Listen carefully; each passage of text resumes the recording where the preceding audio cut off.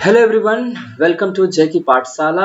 ये हमारा जो है SSC previous years question paper जो है उसका ये सीरीज आपको पढ़ा रहे थे, जिसमें मैंने स्टार्ट किया था एसएससी सीजीएल 2020 का प्री का। ठीक है, उसमें मैथमेटिक्स का सेक्शन हम हर एक शिफ्ट का आपको करा रहे हैं। अभी तक मैंने 5 शिफ्ट का करा दिया है। ये मतलब सेकेंड डे का थर्ड शिफ्ट, मतलब ये हमारा 6th क्लास है। ओके, ये क्लास आपको सुबह 8 बजे मिलती है। ठीक है, वहाँ से सुबह 8 बजे से ये हमारे चैनल पे स्ट्रीम करती है। आप तब से इसको आप अच्छे से देख सकते हो। यहाँ जो है जो भी बेस्ट तरीका हो सकता है उस तरीके से मैं इसको पढ़ाता हूँ और क्वेश्चन को सॉल्व करवाता हूँ। ठीक है, दूसरा क्या है कि आपको इन सारे वीडियोस का जो प्लेलिस्ट है, मतलब जहाँ पे आपको सारा वीडियो मिलेगा, वो प्लेलिस्ट का लिंक मैंने इसी क्लास के डिस्क्रिप्शन बॉक्स में मैंने डाल दिया है। और क्या है, 100 कंसेप्ट जो है मैथमेटिक्स के, जिसपे क्वेश्चन लगातार एसएससी पूछ रही है, उसका भी प्लेलिस्ट मैंने इसी क्लास के डिस्क्रिप्शन बॉक्स में डाल दिया है। अदरवाइज आपका ये जब क्लासेस एंड होगा उसके लास्ट में एंड स्क्रीन पे आपको वो दोनों चीजें दिखेंगी, आप वहां से भी उसको रीच आउट कर सकते हैं। ठीक है, तो जो भी लोग नए हैं हमारे चैनल पे, आप जरूर इस चैनल को सब्सक्राइब कर लीजिएगा ताकि आपको सारा अपडेट यहाँ का मिलता रहे। ओके, तो चलिए आज का हम क्लास स्टार्ट करते हैं। ये जो क्लास है ये है 16 अगस्त को ये पेपर हुआ था, जिसका ये थर्ड शिफ्ट है, मतलब शाम वाला शिफ्ट है। उसका 25 क्वेश्चन आपको मैथ का करवाने वाले हैं।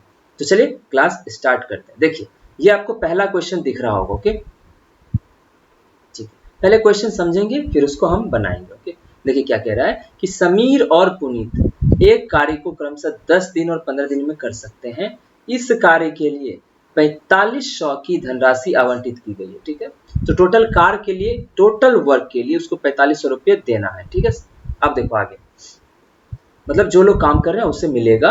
समीर और पुनीत ने 3 दिन तक एक साथ कार्य किया, तो 3 दिन तक समीर और पुनीत थे। ठीक है, फिर क्या बोला, कार्य करने के बाद अशोक को कार्य में शामिल कर लेगा। मतलब पहले समीर और पुनीत दोनों काम कर रहे थे, फिर उसके बाद अशोक भी काम करने लगा, तो कुल काम जो है 5 दिन में पूरा हो गया। तो आपको बोल रहा है कि अशोक को भुगतान की गई राशि ज्ञात करें, तो अशोक कितना मिला होगा।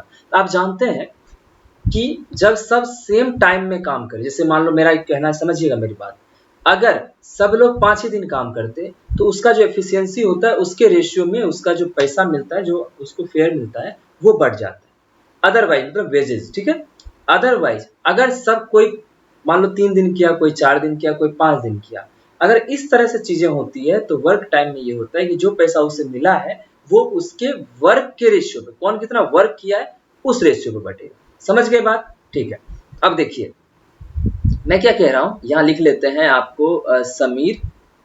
ठीक है, यहाँ है आपका पुनीत। ओके, ठीक है, अब देखिए एक चीज मैं कहता हूँ कि समीर कितने दिनों में काम करता है, देखो 10 दिनों में। ठीक है, और पुनीत 15 दिन में। तो आप बताओ कि ये 10 दिन में कार्य पूरा कर रहा है, डे ये हो गया, तो वर्क कितना ले लेते, दोनों का एलसीएम लेते हैं तो वर्क हो जाएगा 30, 10 और 15 का। ठीक है, तो अब अगर 30 है तो एफिशिएंसी क्या हो जाएगा समीर का, तो 10 दिया 30 और पुनीत का एफिशिएंसी 2। इतना समझ में आ गया? ठीक है, अब देखो समीर और पुनीत ने 3 दिन तक कार्य मिलकर किया है, मतलब अगर ऐसे में कर दूं, ठीक है, 2 भाग में काम हुआ है। ठीक है, एक तो 3 दिन का हुआ है, ठीक है, चूंकि टोटल कार्य 5 दिन पूरा हुआ है तो 2 दिन और हुआ होगा, तो टोटल कार्य 5 दिन में हुआ है। आप बताओ कि 3 दिन तक कौन किसने किसने किया, समीर और पुनीत ने। ठीक है, फिर उसके बाद क्या हुआ, समीर पुनीत के साथ अशोक भी आ गया, समीर प्लस पुनीत प्लस अशोक। इतना समझ में आया? ठीक है, अब देखो कि समीर और पुनीत ने, मैं कह रहा हूं चूंकि ये देखो पूछा है किसका, अशोक का। क्लियर हुआ? तो समीर कितने दिन काम किया है, तो समीर आप बोलोगे सर 3 दिन यहाँ और 2 दिन यहाँ, 5 दिन काम किया है, तो समीर का यहाँ लिख लेते हैं वर्क का रेशियो, पुनीत ये हो जाएगा और आपका अशोक ये हो जाएगा। क्लियर? ठीक है, अब देखो समीर 3 दिन यहाँ भी काम किया, 2 दिन यहाँ, टोटल 5 दिन समीर रहा है, तो 5 दिन सॉरी, वर्क बराबर होता क्या है, देखो टाइम इंटू एफिशिएंसी। तो 5 दिन और समीर का एफिशिएंसी क्या है 3, तो 5 इंटू 3 हो जाएगा, तो 5 इंटू 3। क्लियर? ठीक है, पुनीत बताइए कितने दिन काम किया, तो पुनीत जो है 5 दिन रहा है, तो पुनीत का 2 हो गया यहाँ पे एफिशिएंसी, और 5 से मल्टीप्लाई कर दोगे तो उसका वर्क मिल जाएगा, 5 दूना 10। अब बताओ अशोक कितने दिन रहा है, 2 दिन। एफिशिएंसी नहीं पता है लेकिन काम पता कर सकते हैं, क्यों, देखो क्यों काम पता कर सकते हैं, क्योंकि टोटल काम मेरा कितना था 30 दिन, सॉरी 30 काम था, 30 यूनिट काम था, तो टोटल काम हुआ कितना है, 5 दिया 15 यहाँ से, और 5 दूना 10 यहाँ से, 10 15 कितना हो जाएगा 25। 25 काम तो समीर और पुनीत ने कर दिया, तो बचा हुआ काम कौन करेगा, तो बचा हुआ काम कौन करे? अशोक। तो बचा हुआ काम है कितना बताओ? 30। तो 30 में से 25 जाएगा तो कितना बचेगा? 5। ये समझ में आया अच्छे से? ठीक है। तो अब एक चीज बताओ कि इसका रेशियो आप निकाल सकते हो। देखो आप कहोगे सर ये एक बार में ये हो गया, यहाँ पे गया, मतलब 3:2:1, यही रेशियो आ गया ना?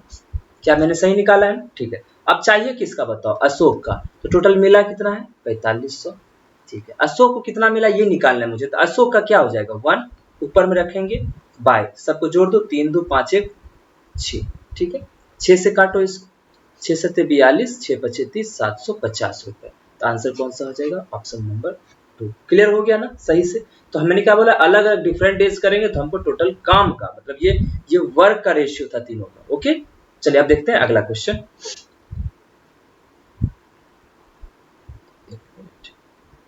रुकिएगा थोड़ा सा।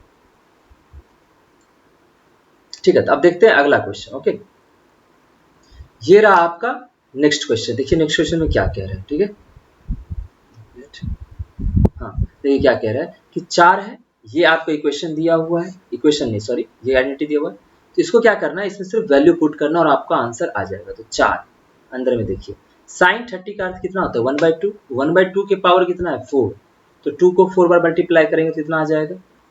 2 को मतलब 2 इंटू 2 इंटू 2 4 बार मल्टीप्लाई करेंगे तो आ जाएगा 16। ठीक है, प्लस सही किए। ठीक है, cos 30 डिग्री, cos 30 मतलब क्या होता है? साइन 60। साइन 60 का वैल्यू कितना? √3/2। तो √3/2 को अगर हम मतलब पावर 4 है तो पावर 4 अगर √3/2 के पावर 4 कितना हो जाएगा? तो √3 4 बार मल्टीप्लाई होगा तो ये आ जाएगा 9 बाय, और ये 1/2 है, 2 है नीचे तो 2 का क्या हो जाएगा? 60। क्लियर? ठीक है, देखिए -3। अब साइन 45 कितना होता है? 1/√2। 1/√2 का स्क्वायर क्या हो जाएगा? 1/2 -2 इंटू cos 45 कितना होता है? 1/√2। 1/√2 का स्क्वायर क्या हो जाएगा? 1/2।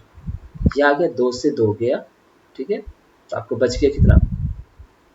-1। ठीक है, तो आप देखो यहाँ से भी तो 9 1 10, 10/16 इंटू 4, 4 से काटोगे 4 चौक 16, 2 पचे 10, 2 दूना 4, पूरे मिला के ये 5/2 आ जाएगा। क्लियर? यहाँ आ गया -3 इंटू, अब देखो यहाँ क्या आ जाएगा? 1/2 माइनस हाफ होगा ना, ये तो 1 1 कट गया तो -1 है, तो 1/2 -1 कितना हो जाएगा? Minus half, minus minus plus half मतलब 1/3/2। समझ गए? तो यहाँ से माइनस हाफ आएगा तो माइनस हाफ मल्टीप्लाई करेंगे 3 से 3/2 हो जाएगा, तो 5 3 8/2। आंसर क्या हो जाएगा? 4। आंसर कहाँ गया? 4, ऑप्शन नंबर 4। अब चलते हैं अगले क्वेश्चन की तरफ। ठीक है, ये भी देखिए आपका सरलीकरण का है। ठीक है, तो देखो मेरा क्या कहना है कि पहले तो ये होगा, फिर ये इसके डिवाइड में जाएगा, यही ना होता है, ऑफ को पहले करते हैं फिर डिवाइड करते हैं। तो मतलब यहाँ हो जाएगा 25 बटे, जो मल्टीप्लाई करेंगे तो नीचे ही मल्टीप्लाई देते हैं क्योंकि ये पूरा डिवाइड होना है, तो पूरा मैंने मल्टीप्लाई को डिवाइड में डाल दिया इंटू, ये देखो 9 में से 7 गया 2 और पहले भागा लगेगा तो 4/5 सही है इंटू 2, यही आ गया। ठीक है, माइनस, अब बताओ ये भी तो पहले मल्टीप्लाई होगा ना फिर इसमें डिवाइड होगा, तो 20/5 इंटू 9, पहले इसको मल्टीप्लाई कर लिया और इस पूरे को इसमें डिवाइड कर दिया। क्लियर? ठीक है, तो अब देखो 4 से 4 गया, 5 से 5 गया, 5 तिया 15, तो यहाँ से आ जाएगा 2/3, 5 चौक 20, तो -4/9। तो यहाँ 9 है तो इधर भी 3 कर देते हैं, इधर भी 3 कर देते हैं। ठीक है, तो 3 तिया 9 नीचे भी यहाँ हो गया, मतलब ये हो गया 3 दूना 6/9 -4/9, 6 में से 4 गया 2/9 आंसर हो गया। तो ऑप्शन नंबर, समझ गए ना? चलिए अब देखते हैं अगला। हाँ ये देखिए क्या कह रहा है, ये कला और समय लड़के लड़कियों की संख्या है ईयर वाइज। ठीक है, अब आपको कहा क्या, देखिए कह रहा है वर्ष 2012 से 2020 तक कला संकाय में लड़कों की कुल संख्या, कला संकाय में ये है 2012 से 2020, मतलब इस पूरे को ऐड करना है आपको, इस पूरे को। ठीक है, 2012 से 20 तक का कला संख्या में लड़कों की संख्या विज्ञान संख्या में लड़कियों की कुल संख्या से कितना % अधिक है, कितना % अधिक है। तो आप बताओ विज्ञान कहाँ है? विज्ञान ये है, इसमें विज्ञान संख्या में विज्ञान संख्या में लड़कों की संख्या से, तो लड़कों की संख्या ये है। ठीक है, इससे कितना अधिक है आप देख रहे हो ना? ठीक है, तो आपको क्या करना पड़ेगा, सबको जोड़ना पड़ेगा, इधर भी जोड़ना पड़ेगा, फिर देखना पड़ेगा इस दोनों में कितने का मतलब % ज्यादा है। तो मैं कर ही देता हूँ, 8 2 10 5 15 15 6 21 9 30, मैं कला का लिख रहा हूँ, ठीक है, और इधर लिख रहा हूँ विज्ञान का। ओके ठीक, देखिए तो 8 2 10 5 15 6 21 9 30 के शून्य, बाकी 3 4 3 7 4 11 4 15 3 18 3 21 210 है, ठीक है। अब विज्ञान का देख लेते हैं। 8 2 10 से 11 9 20 के शून्य, बाकी 2 4 2 6 4 10 3 13 4 17 3 20। कितना अधिक है देखो यहाँ से 10% है, 10 अधिक है विज्ञान से, ठीक है। तो विज्ञान से कंपेयर करना है तो 10/200 इंटू 100, तो क्या आ जाएगा बताओ 5%। 100 से 2 बार में, 2 से 5 बार में। अब चलते हैं अगले क्वेश्चन की तरफ। है आंसर देख लिया यहाँ पे, ऑप्शन नंबर 4। ये देखिए क्या कह रहा है, कह रहा है कि एक विक्रेता है ने 490 रुपए में 2 वस्तुएं खरीदी, 2 वस्तुएं 490 में खरीदी। उसने एक वस्तु को 20% की हानि पर बेचा और दूसरे वस्तु को 16% लाभ पे बेचा। समझ गए आप? यदि दोनों वस्तुओं के विक्रय मूल्य समान हो, आप देखो क्या बोल रहा है कि 490 में 2 वस्तुएं खरीदा, मतलब 490 में 2 वस्तु खरीदा, मतलब 490 में ही A प्लस बी है। मान लो 2 वस्तु रहा होगा A और B, तो दोनों मिला के उसको 490 देना पड़ा, फिर उसको वो मिला, ठीक है। उसने एक वस्तु की तरफ, फिर जब 2 वस्तु मुझे मिल गया, उसमें से एक को 20% के हानि पे बेचा और दूसरे वस्तु को 16% लाभ पे बेचा। यदि दोनों वस्तुओं के विक्रय मूल्य समान हो, तो विक्रय मूल्य मतलब जो SP होता है वो दोनों समान है, तो 20% की हानि पर बेची गई वस्तु का क्रय मूल्य बताओ। तो इस पे 20% हानि पे जो बेचा गया है सामान ना, उसका क्रय मूल्य मतलब कॉस्ट प्राइस बताओ। तो कॉस्ट प्राइस तो इसी में निकलेगा, 490 में से कुछ रुपए में A खरीदे होंगे, कुछ रुपए में B। समझ गए? तो हम A मान लेते हैं 20% हानि वाले को, 60% लाभ वाले को B मान लेते हैं। हमको कुल मिला के A का CP पूछा है। क्लियर? अब समझिएगा, ठीक है, ठीक है। तो यहाँ A लिख लेते हैं, यहाँ B लिख लो। ओके, यहाँ CP लिख देते हैं और यहाँ SP लिख देते हैं। क्लियर? ठीक है। CP मतलब कॉस्ट प्राइस क्रय मूल्य और SP मतलब विक्रय मूल्य। हम मान लेते हैं कि A का CP भी रहा होगा 100। अभी हम इसको छोड़ दो, 490 था, हम मान लेते हैं 100 रुपए का ही सामान होगा, तो 20% हानि बेचा है तो 80 हो जाएगा। क्लियर? इसको आप काट भी सकते हो, तो कितना हो जाएगा बताओ? अगर इसको काटेंगे तो रेशियो में क्या हो जाएगा, मैं रेशियो देख रहा हूँ, 20 25 100 और 20 4 80, कोई दिक्कत नहीं। आप नेक्स्ट देखते हैं, ठीक है। देखिए दूसरा क्या बोला, दूसरे को 60% लाभ पे बेचा है, तो उसको भी हम मान लेते हैं 100, तो 60 में लाभ पे कितना हो जाएगा 116, क्योंकि 100 का 16% 16, 100 116 हो गया। ये आप बताओ कि ये 100 है, ये 116 है, ठीक है, ये कटेगा कि नहीं? 50 से काट देते हैं, 4 2 8 4 9 36 नहीं, तो 4 है, तो बताओ 4 ये बनेगा कि नहीं बनेगा? बता रहा क्यों बनेगा, क्योंकि मैं कह रहा हूँ कि दोनों वस्तुओं के विक्रय मूल्य समान है, तो SP दोनों सेम होना चाहिए, होना चाहिए नहीं उसने। अगर ये 116 है तो 4 को 116 बनाना पड़ेगा, तो किससे मल्टीप्लाई करूँ? 4 को 116 बनाने, क्योंकि SP का वैल्यू सेम है, तो 4 को किससे, 4 2 8 4 9 36 29 से करना पड़ेगा, ठीक। यहाँ लिख देते हैं 29, इधर 29 किए तो इधर भी 29 करना पड़ेगा। समझ में आया आपको? मैं फिर से बताता हूँ, मेरा कहने का मतलब क्या है कि मैंने ये सॉरी A का CP मान लिया 100, तो 100 के हिसाब से 20 बढ़ाने पर 80 हो गया, इसको 100 माना 116 हो गया। लेकिन क्या बोला कि दोनों का विक्रय मूल्य समान है, मतलब SP दोनों सेम है, तो यहाँ अगर 116 तो इसको 116 होना चाहिए। ये 4 था, काटने के बाद कितना आया था 4, तो 4 को मैंने 29 में 116 हो गया, तो अगर इधर 29 से तो उधर भी करना पड़ेगा, तो मेरा कुल मिला के CP ये हो गया, ठीक है। ठीक है, 5 दूना 10, तो ये 145 हो गया, और ये 29 दूना 58 दूना 116, ये भी 116 हो गया। अब देखो क्या SP दोनों जगह सेम है ना, ठीक है, अब मेरा इक्वेशन सही हो गया। अब समझिएगा बात, अच्छे से ध्यान देना। तो आपको बोल रहा है दी गई वस्तु का क्रय मूल्य बताइए, तो अब आपके हिसाब से क्या आप दोनों वस्तु का CP का रेशियो निकाल सकते हो? क्यों निकाल सकते हो ना, देखो कैसे।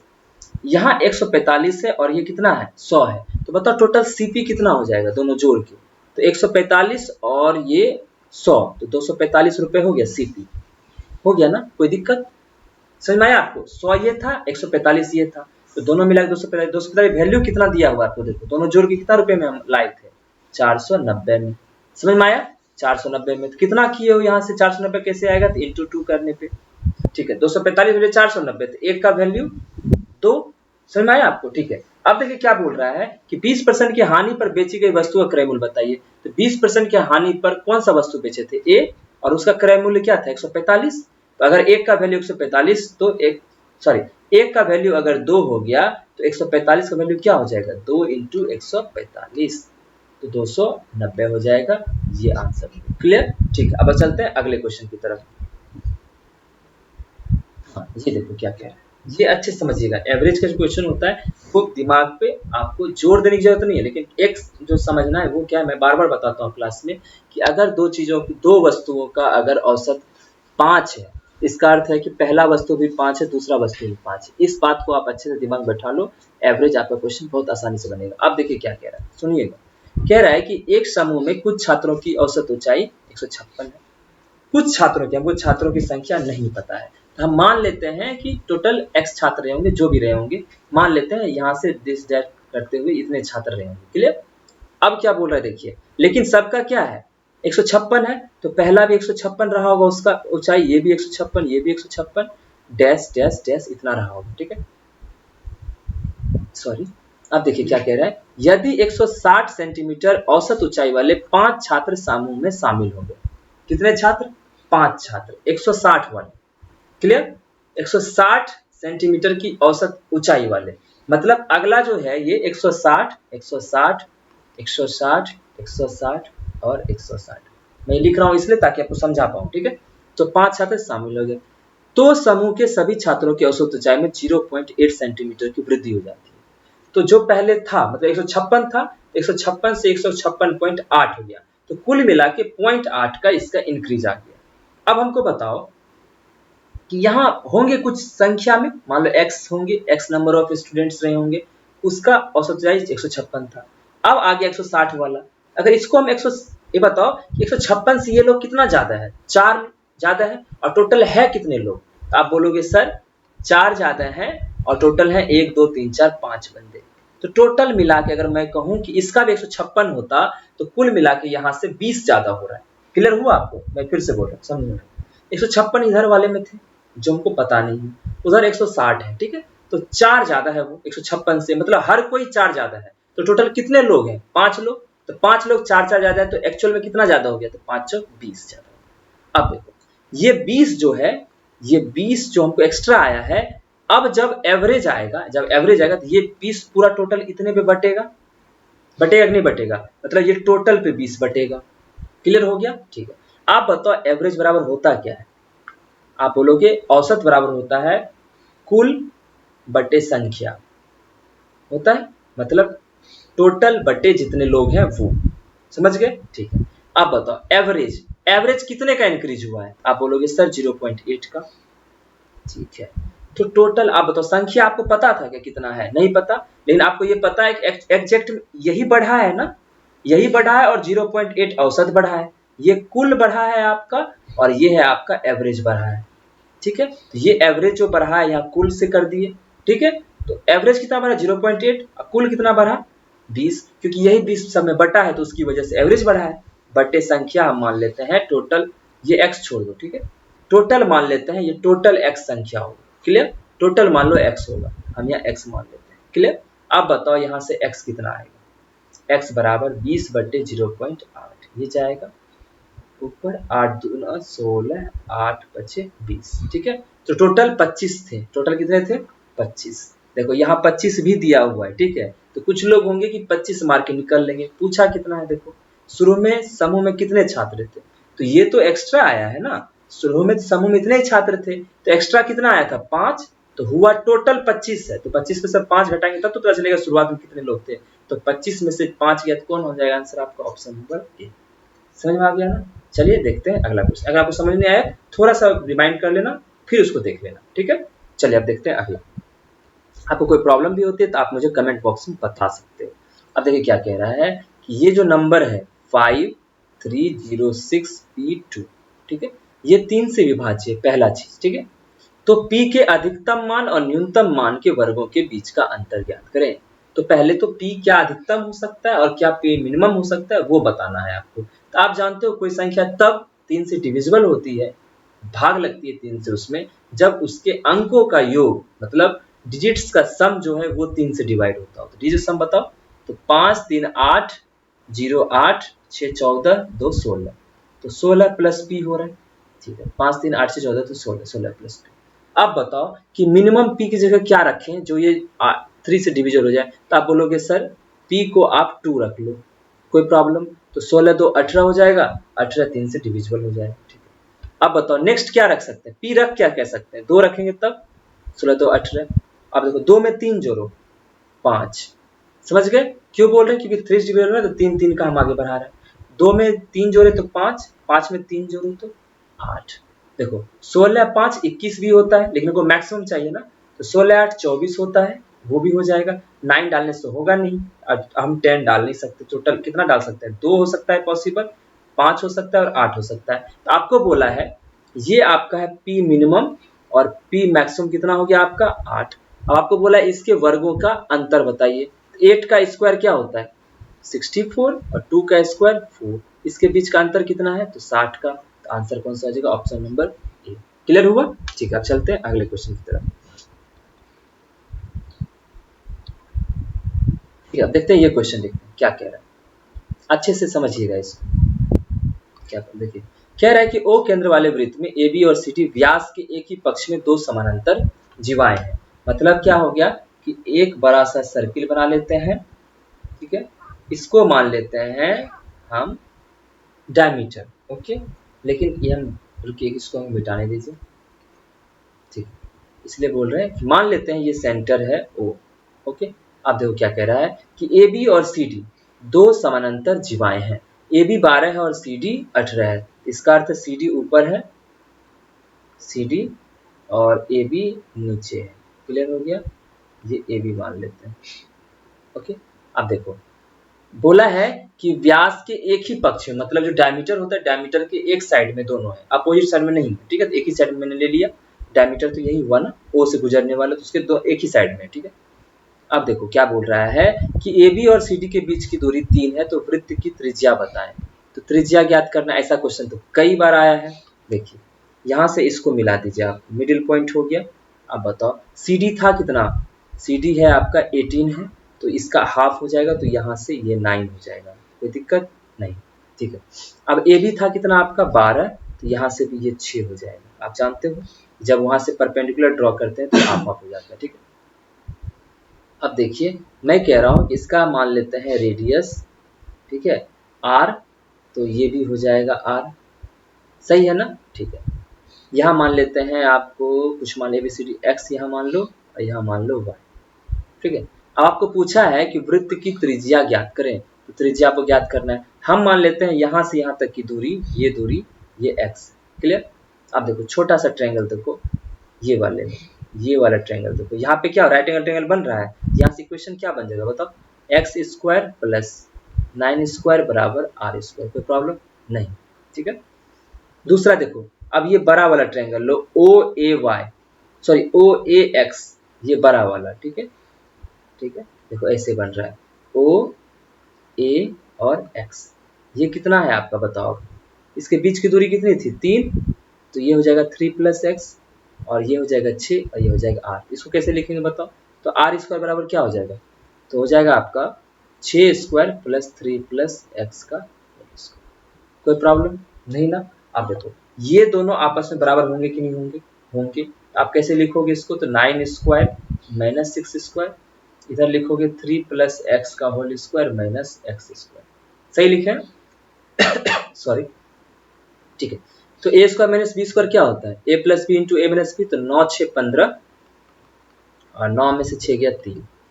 अब यहाँ भी तो वही होगा, ए स्क्वायर माइनस बी स्क्वायर, ये ए स्क्वायर ये बी स्क्वायर, तो ए माइनस बी जब ये जाएगा तो 3 आ जाएगा, और ए प्लस बी तो ये 2x प्लस 3 हो जाएगा। कोई दिक्कत नहीं ना? ठीक, देखो 3 से 3 कट गया और 2x बराबर हो गया आपका 15 में से 3 गया 12, x बराबर हो जाएगा 6। सही किया है ना? 15 से 3 गया 12, x बराबर 6 हो गया। अब बताओ आपको r निकालना, तो यहाँ पुट कर दे, तो आपको आया कितना था बताओ? एक्स स्क्वायर प्लस 9 स्क्वायर बराबर आर स्क्वायर है, ठीक है। एक्स की जगह 6 पुट कर दो, 6 स्क्वायर प्लस 9 स्क्वायर बराबर आर स्क्वायर, नीचे जाके 36 प्लस 9 9 81, 6 1 7 8 3 11, ठीक है। आर बराबर क्या हो जाएगा? रूट अंडर 117, यही हो जाएगा आपका 3√30। आंसर आपका, ठीक है। अब चलते हैं अगले क्वेश्चन की तरफ, ओके।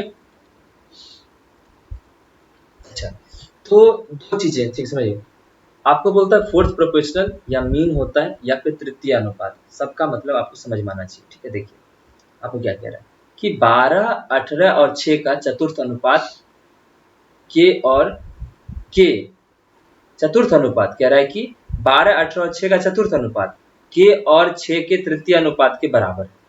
मतलब इसका चतुर्थ अनुपात निकालना है और इसका तृतीय अनुपात निकालना है, वो दोनों आपस में क्या है, बराबर है। तो के का मान बताएं, देखिए बताते हैं।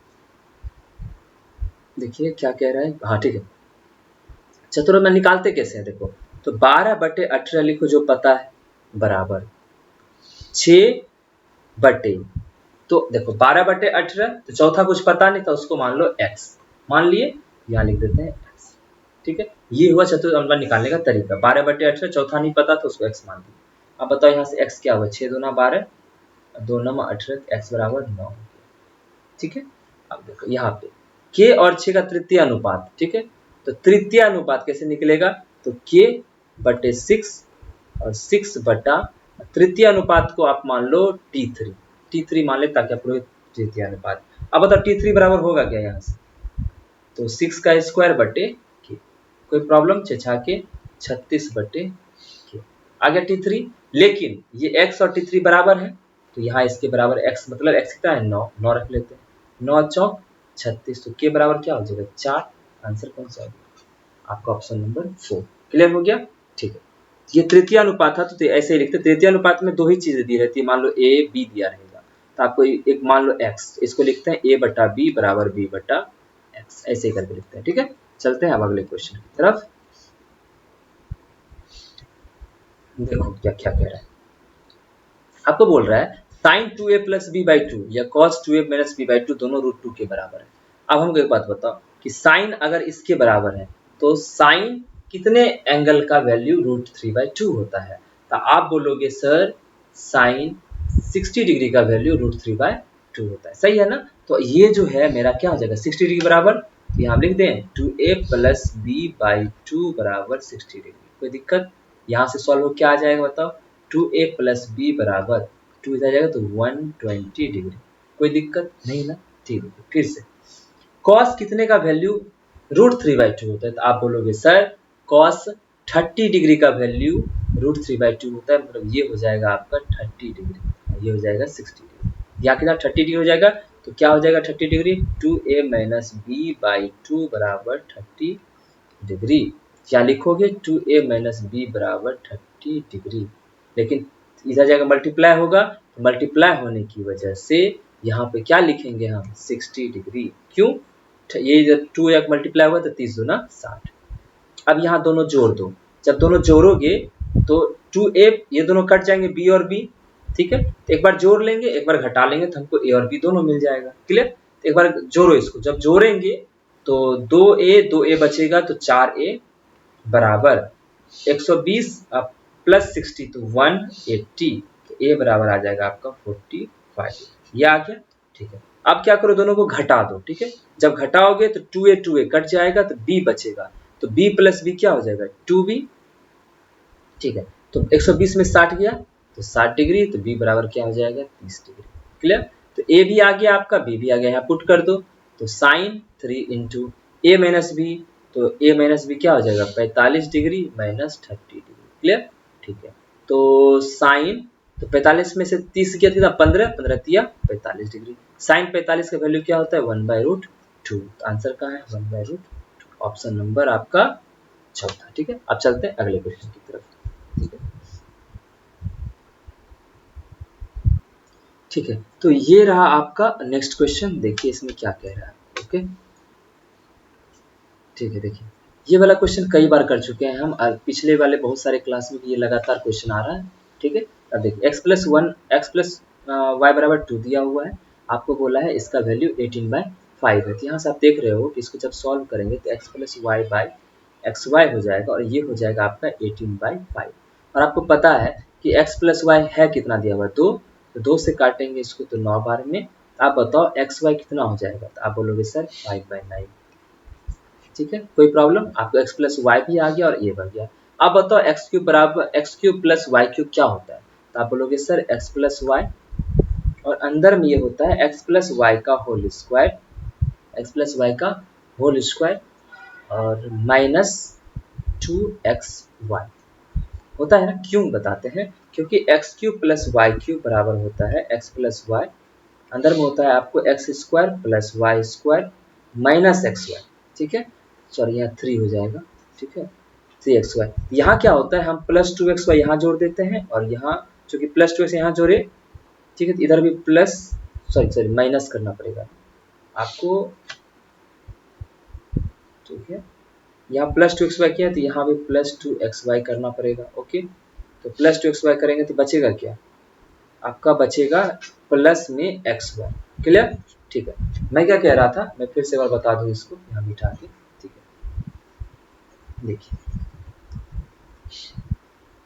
देखो क्या कह रहे थे हम, हाँ ये कह रहे थे X cube plus Y cube बराबर होता है क्या, X plus Y X square plus Y square minus X Y, ठीक है, ये फॉर्मूला होता है। तो मैं यहाँ क्या कह रहा हूँ कि प्लस 2xy यहाँ जोड़ दो, ठीक है, तो यहाँ प्लस 2xy जोड़ रहे तो इधर क्या जोड़ना पड़ेगा, माइनस 2xy होगा ना। तो यहाँ देखिए ये क्या बन जाता है, एक्स प्लस वाई का होल स्क्वायर और यहाँ हो जाता है माइनस 3xy, इसलिए यहाँ हो जाएगा 3xy। क्लियर हो गया, ठीक है। अब देखो, अब आप डायरेक्ट पुट कर सकते हो, एक्स वाई है कितना, एक्स प्लस वाई आपका 2, तो 2 अंदर इसका स्क्वायर, तो 2 का square minus 3 into X Y कितना है आपका 5/9, ठीक है, 3 से कट जाएगा 3 बार में, तो 2 इंटू 2 दूना 4 माइनस 5/3, चरतिया 12 में से 5 गया, कितना हो जाएगा 2 इंटू 7, तो भैया चरतिया 12 में से 5 गया 7, 7/3, तो हो जाएगा 14/3, 3 से डिवाइड करोगे 3 तिया 9, 5/3 चौक 12, 2/3, 4 पूर्णांक 2/3 आपका आंसर। क्लियर है, ठीक है, आसान था। चलिए अगला देखते हैं,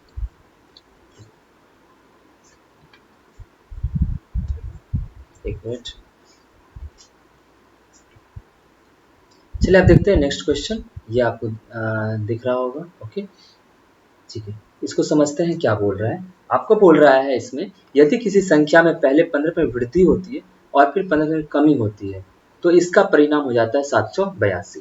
तो हम डायरेक्ट एक संख्या ले रहे हैं कि x मान लेते हैं, 15 में वृद्धि हुई है तो 115/100 हो जाएगा, जितना वृद्धि होता है प्लस 100 में कर देते हैं, ठीक है, और फिर कमी हुई है तो 100 में से घटा देंगे, तो 15 में कमी हुई है तो 85/100, ठीक है, किसके बराबर हो गया 782। यहाँ से बता संख्या क्या है, तो बोलोगे सर x बराबर हो जाएगा 782 इंटू 100 बटे 115 इंटू 50, यही हो गया, ठीक है।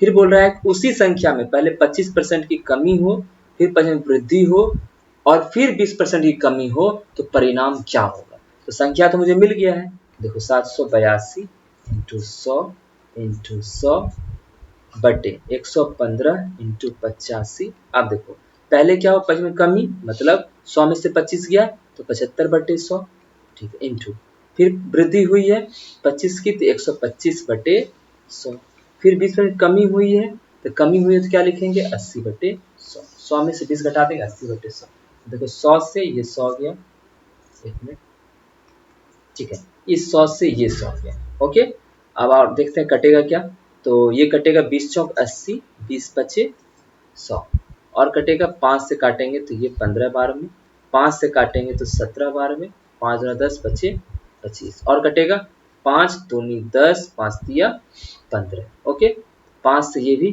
बचे 25 बार। अब देखिए 17 से ये कटेगा क्या, 17 चौक 68, हाँ 17 चौक 68, 17 छक 102, 23 से ये 2 बार में। अब देखिए 5 दूना 10 और 15 चौक 60, 60 इंटू 10 कितना हो जाएगा आपका 600। क्लियर हो गया ना। अब चलते हैं अगला क्वेश्चन, देखिए क्या कह रहा है, हाँ देखिए अब क्या कह रहा है कि वार्षिक रूप से चक्रवृद्धि होने वाली चक्रवृद्धि ब्याज पर कोई निश्चित राशि 2 वर्ष में इतना रुपए बनता है और 3 वर्ष में ये इतना हो जाता है, तो 40,000 की राशि के लिए समान ब्याज दर पे 2 वर्ष में प्राप्त धनराशि क्या हो। समझ गए आप, देखते हैं अब आपको, देखिए कह रहा है चक्रवृद्धि ब्याज, ठीक है, एक तो है कि मैं डायरेक्ट बता दूंगा लेकिन उसके लिए मैं पहले फॉर्मूला बता दूं क्या होता है। ये अमाउंट दिया हुआ है, ठीक है, अमाउंट बराबर होता क्या है बताओ, आप लिखते हो कि P इंटू 1 प्लस R/100 के पावर, ठीक है, ये मैं डायरेक्ट भी लिख सकता था, आप समझिएगा क्यों मैं कह रहा हूँ। अब देखो 2 बार आपको फॉर्मूला लगाएंगे, हम 2 बार फॉर्मूला बता के फिर बताते हैं शॉर्टकट क्या होगा। 2 वर्ष में बोला तो आप मान लो A2 लिख लेते हैं, बराबर A2 बराबर क्या लिखोगे, तो आप P मान लो अमाउंट रहा होगा सॉरी p मतलब प्रिंसिपल रहा होगा, 1 प्लस आर बाय 100 के पावर क्या लिखोगे 2, ठीक है। अब फिर क्या है 3 साल का लगाओगे तो p into 1 plus R by 100 के पावर क्या करोगे 3। अब दोनों को डिवाइड कर दो तो a3 बाय a2 बराबर क्या हो जाएगा बताओ, तो p से p कट जाएगा, a3 बाय a2 मैंने क्या इसमें इससे इसमें डिवाइड किया, ठीक है, 3 a3 ऊपर चला गया a2 नीचे है, तो बताओ क्या हो जाएगा, तो p से p कट जाएगा, सिर्फ बचेगा 1 प्लस आर बाय 100। ध्यान आया, ठीक है। इसको कैसे लिखते हैं वो समझिए, क्या होता है कि हमको जो पहले से प्रिंसिपल होता है, प्रिंसिपल में आपका इंटरेस्ट जुड़ता है, वो इंटरेस्ट दोनों मिलके हमारा नया प्रिंसिपल बनता है अगले साल के लिए, यही तो होता है सीआई, ठीक है। फिर वो उसमें फिर क्या होता है उस एक साल में उसको ब्याज लगता है और वो ब्याज फिर उस अमाउंट में जुड़ के वो अगले साल का प्रिंसिपल बनता है, ऐसे चलते रहता है। इसको इस तरह से भी लिख सकते थे कि A2 मतलब 2 साल में जितना अमाउंट हुआ इंटू 1 प्लस आर बाय 100 बराबर A3। अब आप बोलोगे सर ये तो 2 और 3 साल का था, तो 2 और 3 साल गैप कितने का होता है, तो एक का एक पावर दिए।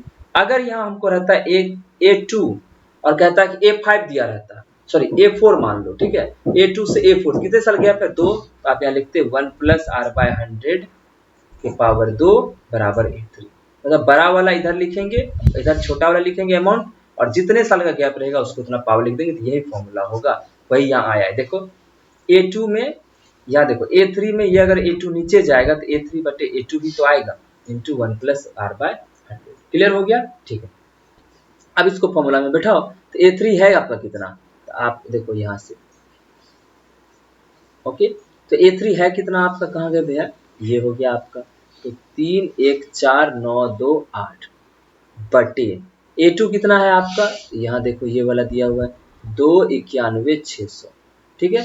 आप बताओ मुझे यहाँ से सॉल्व कैसे करेंगे, तो क्या R निकाल पाओगे, तो हाँ निकलेगा, ये +1 उधर जाके -1 हो जाएगा, तो आप बताओ इसको हटा देते हैं, तो यहाँ जा क्या हो जाएगा -1, ठीक है, तो -1 हुआ तो ये घटेगा भी इसमें ऊपर में से,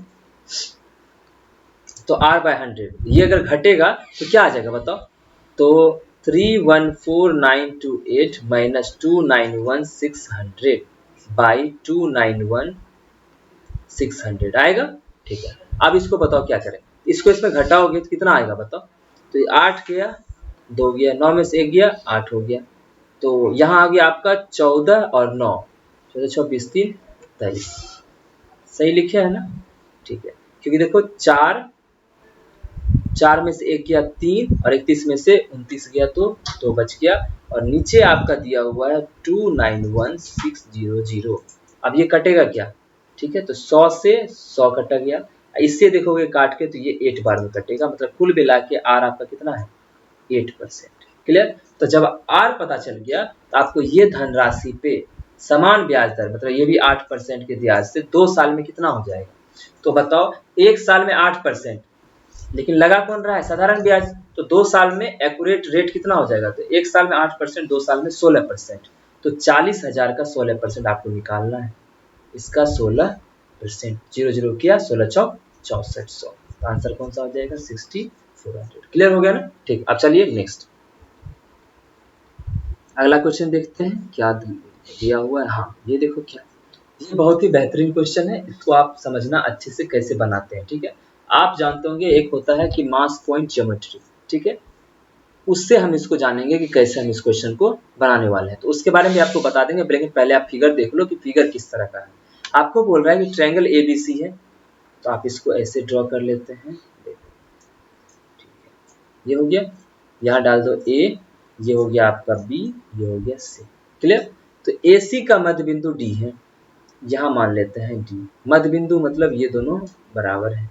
फिर AB पर E इस प्रकार है, AB पे देखिएगा, AB पे E इस प्रकार है कि EC BD को बिंदु F पर समद्विभाजित करती है, EC बिंदु BD को F पे, तो BD कहाँ है भाई, ये है, तो EC ठीक है, ये किसको समद्विभाजित करती है, तो BD को बिंदु F पे, तो BD को बिंदु F पे, लेकिन समद्विभाजित करती है मतलब क्या करती है, आधा आधा बांटती है, ये दोनों बराबर हो गए, ठीक है, मतलब क्या हो गया, यहाँ पे दो चीजें दी हुई है वो मैं अब लिख देता हूँ साइड में। एक तो दिया हुआ है कि AD बराबर DC, दूसरा क्या दिया हुआ है, BF बराबर FD। क्लियर, ये दो चीज आपको दिया हुआ है। और आपको क्या दिया हुआ है कि AE 30 है, AE 30 है, तो आपको पूछा है ये कितना होगा। समझ में आ गया ना क्वेश्चन। अब देखो मैं बताता हूँ कैसे बनेगा। तो मास पॉइंट ज्योमेट्री क्या होता है कि अगर ये चीज दो भाग में बटा हुआ है, मान लो ये 1:2 रेशियो में बटा हुआ है, ठीक है, 1:2 रेशियो में, यहाँ पे क्या करना है आपको कि 2 को यहाँ रखना है और A को इधर रखना है, ठीक है। तो आप बताओ 2 को यहाँ रखे और ये 2 हो गया इस पॉइंट पे रखना है। ये मान लो मास पॉइंट ज्योमेट्री की मैं बात कर रहा हूँ कि मान लो यहाँ पे कोई एक कोई एक मान लो कि ट्रायंगुलर शेप में कोई चीज रखा हुआ है, उस पे एक आपने स्लैब रख दिया, किसका, लकड़ी का। अब मान लो कि उस लकड़ी का एक पार्ट इधर है, दो पार्ट उधर है, समझ गए। तो उसको क्या करना होता है, तो ये आपको पता है 1:2, तो आप क्या करोगे, दो इधर रखोगे, दो आदमी को, एक और दो आदमी को यहाँ बैठा दोगे और एक आदमी को जाके इधर बैठा दोगे। तो अब बताओ इधर भी 3 इधर भी 3, तो कुल मिला के बैलेंस होगा। लेकिन इसको देखते कैसे हैं वो समझिएगा। तो 2 × 1 करते हैं, यहाँ भी 2 × 1 करते हैं, इधर भी बराबर 2 × 1, 2 हो गया, इधर 2 × 1 करेंगे तो 2 हो जाएगा। और एक चीज करते हैं, ठीक है, ये मैं ज्यादा कुछ इसमें ज्यादा नहीं बताना चाह रहा, मैं चाह रहा हूँ कि जो मैं बताने वाला हूँ वो आप गेट कर लो, बस इतना मैं समझा सकूँ, ठीक है। तो आप देखो क्या करना है, इधर 2 था, यहाँ 1 था, अगर कुछ यहाँ पर अगर आपको कुछ लिखना है दोनों जोड़ के लिखते हैं 2 1 3, ठीक है। अब इस पे क्लास नहीं है इसलिए मैं इस पे ज्यादा नहीं बताना चाह रहा, बस वो देख लो कि कैसे बनेगा, ठीक है। तो यहाँ 2 था, यहाँ 1 था, 3 हो गया। अब अच्छा से ध्यान देना, ठीक है। अब देखो मुझे बताओ कि यहाँ है, ये दोनों बराबर भाग में बटा हुआ है, मैं किसके बारे में बोल रहा हूँ, तो ये दोनों बराबर भाग में बटा हुआ है, ठीक है, AD और DC। अगर हम यहाँ एक लिखते हैं, चूंकि बराबर भाग बटा हुआ है, तो यहाँ भी एक होगा, तो यहाँ भी एक होगा, होगा कि नहीं होगा। और मैंने क्या बोला, इसको इधर लिखना है और इसको यहाँ लिखना है। अगर यहाँ एक माने हैं तो इसको यहाँ पे एक लिखेंगे, और यहाँ एक माने हैं तो इसको यहाँ पे एक लिखेंगे। क्लियर हो गया, ठीक है। अब क्या करना है, आपको दोनों जोड़ के जिस पॉइंट से बटा हुआ, जिस पॉइंट पे देखो यहाँ पॉइंट बटा हुआ था, दोनों को जोड़ के लिख दी, यहाँ लिख दो, एक और एक कितना हो जाएगा, यहाँ 2। कोई प्रॉब्लम नहीं ना। लेकिन अब सुनना मेरी बात, ठीक है। अब ये भी तो है कि BF, यहाँ देखो ये F पॉइंट है, BF और FD दोनों बटा हुआ है, आधा आधा, आधा आधा बटा हुआ है। जब आधा आधा बढ़ता है तो दोनों पॉइंट पे सेम चीजें होती है। अगर यहाँ 2 है तो यहाँ FB पे कौन सा होना चाहिए, 2, क्योंकि ये इस लाइन पे, जिस लाइन पे बटा हुआ है उसका ये F जो एक पॉइंट है और इसका ये वर्टेक्स है, तो दोनों वर्टेक्स पे सेम होना चाहिए। यहाँ 2 है तो यहाँ भी 2 होगा, तब तो ये रेशियो 1:1 में बटेगा ना, ठीक है। ये बीच का जो 1:1 लिखे हुए, ये रेशियो लिखे हुए कि आधा आधा बटा हुआ, ओके। अगर आप चाहते, अगर 1:1 ऐसे लिखा हुआ है तो आप यहाँ 2:2 भी, 2 और 2 भी लिख सकते हो, लेकिन यहाँ फिर बीच में क्या लिखना पड़ेगा, 4, 2 और 2 जोड़ के 4। क्लियर हो गया, ठीक है। अब देखो यहाँ पे क्या मिला आपको, हम AE लिख दे रहे हैं, ठीक है। ये A है आपका, ये है आपका B और बीच में है E। क्लियर, आपको पता चल गया कि सर देखिए यहाँ 2 है और यहाँ है आपको A, है ना, देखो A और यहाँ 2। क्लियर हो गया। तो अब जब रेशियो में बढ़ता है, तो अब हमको एक चीज बताना, एक मिनट, ठीक है। हाँ, तो आप बताओ यहाँ 1 है, यहाँ 2 है, तो ये 2 यहाँ आएगा और ये 1 यहाँ जाएगा, तो 2 यहाँ हो गया और 1 हो गया, तो हमारा रेशियो क्या हो गया, 1:2 का। क्लियर हुआ, यही चीज तो हम वहां भी बता रहे थे। जैसे यहाँ 2 है, यहाँ 2 है, तो आप क्या करोगे, इस 2 को उठा के यहाँ रखोगे और इस 2 को उठा के यहाँ रखोगे, तो जब दोनों का रेशियो निकालोगे तो क्या आएगा, 1:1 ही तो आएगा। उसी को मैंने अपोजिट तरीके से बताया और अभी आपको समझा दिया। क्लियर, आप बताओ तो AE है कितना, आपसे मैं पूछ रहा हूँ AE है कितना दिया हुआ, तो आप बोलोगे सर 30 है, तो 2 का वैल्यू 30, तो 1 का वैल्यू कितना हो जाएगा बताओ, 15। आपका B कितना हो जाएगा, 15, तो B कहाँ है आपका, ये हो गया 15। क्लियर, ये मास पॉइंट ज्योमेट्री का यही चीजें होती है, इतने सारे समझते हैं। चलिए अब देखते हैं अगले। अगर आपको इसमें कुछ दिक्कत आती है तो आप बताना, मैं मास पॉइंट ज्योमेट्री का अलग से एक छोटा सा वीडियो बना दूंगा और उस वीडियो में आपको मैं वो चीज समझा दूंगा। समझ गए, ठीक है, ठीक है। तो आप चलते हैं नेक्स्ट क्वेश्चन की तरफ। नेक्स्ट क्वेश्चन क्या कह रहा है आपको, एक मिनट, ठीक है। अच्छा, एक और चीज मैं कहना चाह रहा था कि आपको, कि मैंने पिछले क्लास में बताया था, इस क्लास में बोल रहा हूँ, जब भी मैं एक क्वेश्चन बनाना स्टार्ट करता हूँ या कोई क्वेश्चन, नया क्वेश्चन आता है, जब हम बना रहे होते हैं, आपके साथ बता रहे होते हैं, तो आप क्या किया करो, मेरे बताने से पहले आप उस वीडियो को, उसको पॉज कर दिया करो, ठीक है। पॉज करके क्या करो, पहले एक बार आप ट्राई करो, फिर उसके बाद जो है आप फिर उसको पॉज को वो कर दो, रिज्यूम कर दो, फिर आप मेरा देखो कि मैंने उसे किस तरह से बनाया है। समझ गए? तो ठीक है, चलिए देखते हैं अगला क्वेश्चन। जैसे यही क्वेश्चन है, ठीक है, आप पहले क्या करो कि पॉज कर लो, ठीक है, पॉज करके आप एक बार ट्राई करो, फिर आप देखो कि फिर मैं किस तरह से उसे ट्राई किया हूँ, किस तरह से उसे सॉल्व कर रहा हूँ। ओके, तो आप अभी इसको पॉज कर लेना, फिर उसको देख लेना आप खुद से ट्राई करके, फिर आप देखना रिज्यूम करके कि मैंने कैसे किया। देखिए अगला क्वेश्चन कैसे, ये क्या बोल रहा है आपको बोल रहा है कोई नाव 6 घंटे में धारा की विपरीत दिशा में 27 किलोमीटर की दूरी और धारा की दिशा में 33 किलोमीटर की दूरी तय करती है। ठीक है, तो धारा के या तो विपरीत जाती है बोट, या तो धारा के दिशा में रहती है। ठीक है, जब धारा की दिशा में जाती है तो बोट और स्ट्रीम जो धारा होता है उसका क्या होता है, वेलोसिटी जुड़ जाता है, स्पीड क्या होता है, जुड़ जाता है। लेकिन धारा की विपरीत में होती है, दोनों का स्पीड क्या होता है, घट जाता है। ये तो आप जानते होंगे। फिर क्या कहते हैं, इतने ही समय में यह धारा की विपरीत दिशा में 36 किलोमीटर की दूरी तय करती है और धारा की दिशा में 22 किलोमीटर की दूरी तय कर सकती है। फिर बोल रहा है कि समय 6 लगा था, अब भी 6 लग रहा है, लेकिन अब क्या बता रहा है, यह नाव धारा की विपरीत दिशा में 36 किलोमीटर जाती है और धारा की दिशा में 22 किलोमीटर जाती है। समझ में आया? ठीक है, फिर क्या बोल रहा है देखिए, यह नाव धारा की विपरीत दिशा में 36 किलोमीटर और धारा की दिशा में 44 किलोमीटर में जाने में उसे कितना समय लगेगा। अब ये है कि पहले आपको ये निकालना पड़ेगा कि धारा की दिशा में जाने पर उसका क्या स्पीड है और धारा के विपरीत जाने उसका क्या स्पीड है। अगर वो आप निकाल लेते हो तो आपका आंसर बन जाएगा। क्लियर? आप समझिएगा। ठीक है, मैं ये बोल रहा हूं कि डायरेक्ट कि धारा की दिशा में स्पीड मान लेते हैं x, कोई दिक्कत नहीं। फिर धारा की विपरीत दिशा में मान लेते हैं y। ठीक है, मान लिया। ठीक है, लेकिन ये क्या हो गया कि धारा की x मान रहे हैं, तो जब इसको आप इक्वेशन में लिखोगे तो ये आपके लिए सही नहीं रहेगा। क्यों, बताते हैं। देखो, क्योंकि आप जानते हो कि आपका टाइम बराबर क्या होता है, डिस्टेंस अपॉन स्पीड होता है ना, डिस्टेंस अपॉन स्पीड। जब इसको आप सॉल्व करोगे तो आपके लिए दिक्कत का काम करेगा। कैसे करेगा, नहीं भी करेगा। अगर आपको चाहते हो कि मैं इसी तरह से बनाऊं तो मैं पहले इसी तरह से बनाता हूं। ओके, देखो कैसे। अब पहला लाइन में क्या कह रहा है आपको, 6 घंटे में धारा की विपरीत दिशा में कितना जा रहा है, 27, तो 27 बटे टाइम निकालना है, तो ये किलोमीटर है, दूरी है, दूरी को हम किससे भाग करेंगे, उसके स्पीड से। तो धारा की विपरीत दिशा में, तो विपरीत दिशा कितना था, y, तो 27/y लिख लो, प्लस 33 किलोमीटर है किसमें, तो धारा की दिशा में, तो 33 बटे दिशा में कितना स्पीड था, x, और ये कितना लग रहा है इसको, 6 ही लग रहा है, तो बराबर 6 कर लेते हैं समय।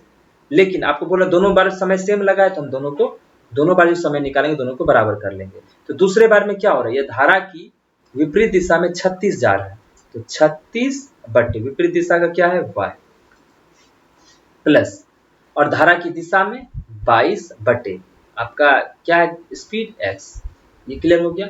अब देखो, आप नीचे एलसीएम ले लो, मैं इसी तरह से डायरेक्ट बना देता हूँ। ये हो जाएगा 27x प्लस 33y बराबर, यहाँ भी करोगे xy, तो 36x plus 22y, xy cut गया।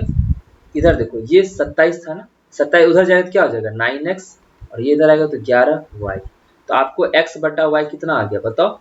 x आ गया आपका x बटा y, तो 11 बटे x बटा y क्या आ गया, 11 बटे 9 आ गया ना।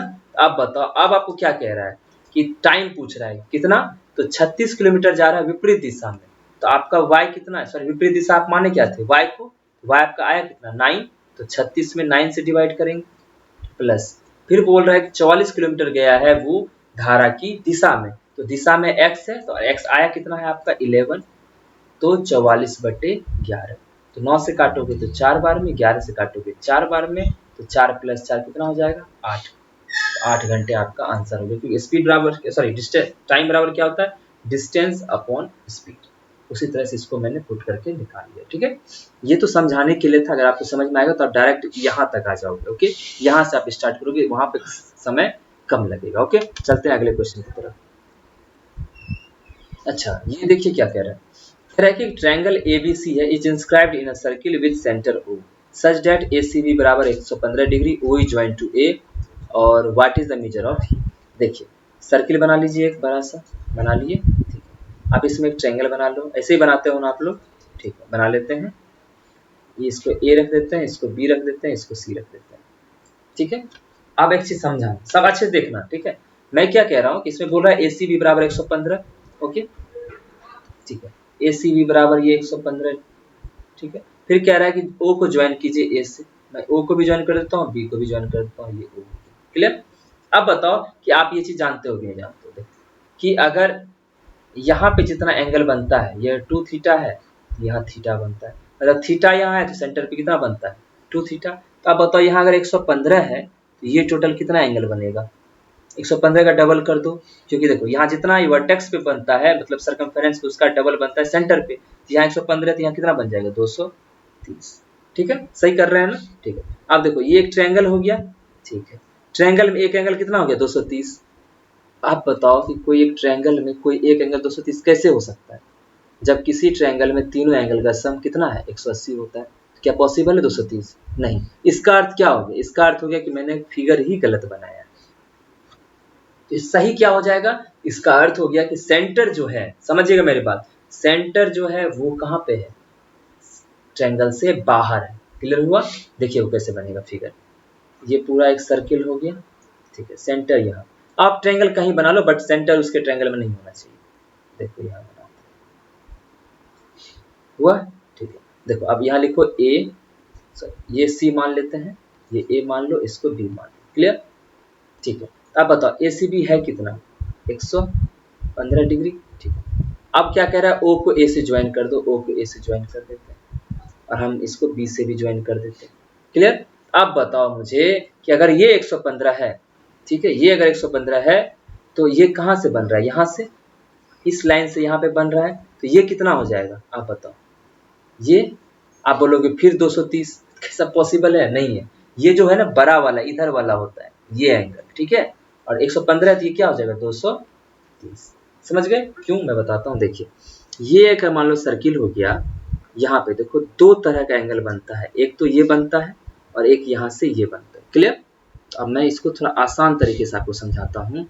देखो अगर ये एंगल मान लो 60 डिग्री, ठीक है, छोटा है, और ये मान लो आप 300 डिग्री, तो ये 60 का आधा आगे आ जाएगा कितना 30 डिग्री, क्लियर। ये 30 डिग्री होगा तो ये बड़ा वाला एंगल का है ना यहाँ बनेगा, तो यहाँ हो जाएगा 150 डिग्री। आप बताओ क्या 150 के साइड वाला ये एंगल है, नहीं, 150 के अपोजिट में ये डबल हो रहा है, इसलिए 115 तो इधर डबल हो जाएगा 230। तो अगर इस पॉइंट पे अगर 230 बना है तो एक सेंटर पे कितना बनता है टोटल 360 डिग्री, तो ये हो गया 230, तो ये कितना हो जाएगा 130 डिग्री। तो बच कितना गया बताइए, 50 डिग्री बचा ना, तो 50, चूंकि ये रेडियस है दोनों साइड बराबर हो जाएगा, दोनों साइड बराबर तो एंगल बराबर हो जाएगा, और बचा 50 तो दोनों बराबर बराबर बढ़ जाएगा, तो यहाँ 25 डिग्री, यहाँ 25 डिग्री। आपसे पूछा क्या ओ A B, O A B है कितना डिग्री 25 डिग्री, तो आपका आंसर कौन सा हो जाएगा फोर्थ नंबर। क्लियर हो गया, ठीक। चलिए देखते हैं नेक्स्ट क्वेश्चन। तो इसमें यही लोचा था कि आपको फिगर सही से बनाने आना चाहिए था। अच्छा ये देखिए क्या कह रहा है, ये क्वेश्चन को मेन समझना जरूरी है। इस क्वेश्चन क्या कहता है, ठीक है। देखिए कह रहा है किसी कारखाने में 39 मजदूर हैं, कोई बात नहीं, ठीक है, उनके मजदूरी, उनके दैनिक मजदूरी 100 के गुनज की सीमा के अंदर मिल रहा है, ठीक है। तो 100 के गुनज मिल रहा है कि 200 300 इस तरह से 5 समूहों में वर्गीकृत किया गया, और जितना मिल रहा था सबको 5 समूह वर्गीकृत कर दिया। देख रहे हो 2 से 3, 3 से 4, 4 से 5, 5 से 6, 6 से 4, लेकिन बोल रहा है कि 100 के गुनज में तो 200 से 300, 300 से 400, 400 से 500, 500 600, 600 5 में बांट दिया। यह निश्चित किया गया है कि मजदूर की दैनिक मजदूरी 100 का सटीक गुनज नहीं है, मतलब जो मजदूरी है वो 100 का एग्जैक्ट नहीं है, 100 से ज्यादा कम ये हो सकता है, मतलब 100 का सटीक नहीं है, जैसे 100 का सटीक मतलब हो गया 300 नहीं है, 350 हो सकता है, 302 हो सकता है, ओके, ठीक है। तो बंटन को दिए गए आयत चित्र में तो जो भी यहाँ दिया गया फिगर उसे समझना। इधर मजदूरों की संख्या मतलब क्या है कि 200 से 305 है, 300 से 409 है, 400 से 512 है, इसी तरह से सब दिया हुआ, क्लियर। पहले आप क्या करना कि जो समझाए उस हिसाब से आप एक बार क्वेश्चन पढ़ लो, फिर उसको बना देना। पहले आप पॉज करना, कोशिश करना बनाने का, फिर देखते हैं क्या होता है। यदि 2 प्रबंधक मजदूरों की देखरेख के लिए नियुक्त किए गए जिनकी दैनिक मजदूरी 700 से 800 के बीच है, ठीक है, क्लियर। तो 2 प्रबंधक मौजूद किए गए जिनका किया है 700 से 800 के बीच में है। ओके, 2 प्रबंधक। तो कारखाने के सभी कर्मचारी सदस्यों की औसत दैनिक मजदूरी क्या होगी? क्लियर। तो अब आपसे पूछ रहा है कि सभी मतलब जो टोटल 39 थे प्लस 2 और आए हैं 41, उन 41 का औसत क्या होगा? क्लियर हुआ? देखिए अब आप पॉज करके देख लिए होंगे। अब देखिए कैसे बनेगा। देखिए मैं क्या कह रहा हूँ, इसमें क्या दिमाग रखना है, क्योंकि ये बराबर नहीं था, 100 के गुणज में नहीं था। देखिए ये 200 से 300 है, ठीक है, तो यहाँ मान लो 250। क्या माना जाता है? बीच का माना जाता है। 200 से 300 के बीच का क्या होता है? 250। 300 से 400 के बीच का क्या होता है? 350। 400 से 500 के बीच का 450। 500 600 के बीच में सॉरी 550 हो जाएगा ना, 1 मिनट, ठीक है। तो ये हो जाएगा आपका 550, ये हो जाएगा आपका 650, ठीक है। और यहाँ बोला था 700 और 800 के बीच होना चाहिए, तो ये हो जाएगा 750। क्लियर हो गया? ठीक है। अब बोल रहा है औसत निकालने, ठीक है। तो पहले हमको क्या करना पड़ेगा? सम निकालना पड़ेगा। तो हम डायरेक्ट यही कर ले रहे हैं। देखो यहाँ से 250 वाले टोटल कितने बनते हैं? 5।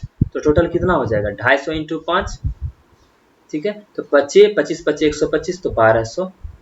सही किया है, ठीक है। अब बताओ 350 वाले कितने बनते हैं? 9। तो 9 किससे मल्टीप्लाई करना पड़ेगा? तो 0, 9 से 45 5 बाकी 4, 9 27 4 31। सही किया है ना, ठीक है। 450 वाले 12 बनते हैं, तो 0, तो 12 से मल्टीप्लाई 12 5 60 शून्य बाकी 6, 12 48 6 14, ठीक है। फिर देखिए 550 वाले कितने हैं? 11, तो 0 11 5 55 5 बाकी 5, 11 5 55 5 60, ठीक है। अब 2 वाले कितने हैं? 650, तो 6 दूना 12 1300, ये हो गया। और 750 वाले कितने थे? देखो यहाँ पे कितने को लाया गया था? 2 मजदूर को। 550 750 इंटू 2, ये हो जाएगा 1500। क्लियर। अब क्या हो, सबको जोड़ दो और उसको क्या कर दो? 41 से डिवाइड कर दो, ठीक है। सबको जोड़ दें तो 0 हो जाएगा। लास्ट में देखो 5, ये 5 5 10, यहाँ 10 5 15 15 15 5 बाकी 1, 2 1 3 1 4 4 8 8 3 11 11 5 16 के 6 बाकी 1 1 1 2 1 3 6 3 9 5 14 3 17 1 18 18,650। इसको 41 से डिवाइड कर लो। देखो, ठीक है। एक मिनट रखिएगा, 1 मिनट, ठीक है।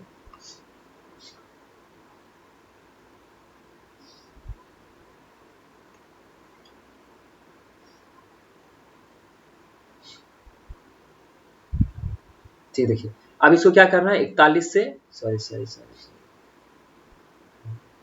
देखिए इसको अब क्या करना है? मुझे 41 से डिवाइड करना है। 41 से डिवाइड करते हैं। 41 से जब इसको डिवाइड करोगे तो कितना बन जाएगा बताओ? तो हमको लग रहा है 41 से जब करेंगे तो ये बन जाएगा 41 भागे 18 650, ठीक है।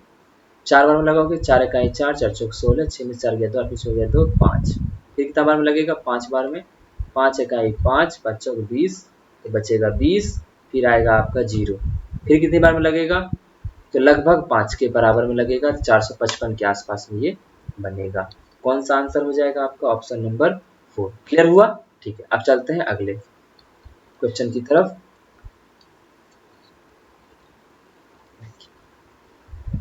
ठीक है, तो ये क्वेश्चन है आपका 18वां। देखिए ट्रायंगल एबीसी दिया हुआ है, ठीक है, ए बी सी, ठीक है।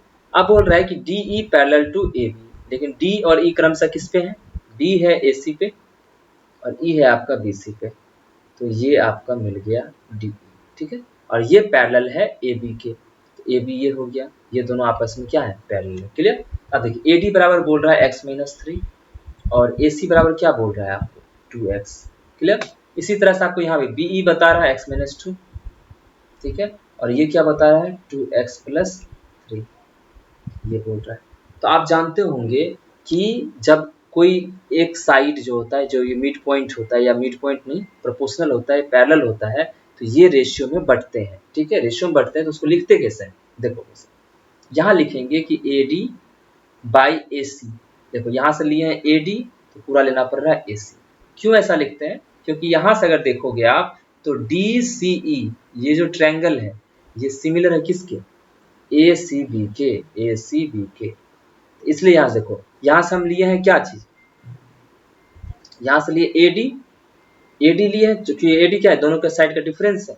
तो एडी बराबर एडी, यहाँ से अगर एडी लिए हैं और पूरा क्या लिए हैं एसी, तो इधर से बताओ क्या लेंगे, यहाँ से एडी लिए थे, इधर से क्या लेंगे बीई, तो बीई बाई, तो एक बार यहाँ पूरा साइड लिए तो यहाँ से भी पूरा लेंगे तो बीसी।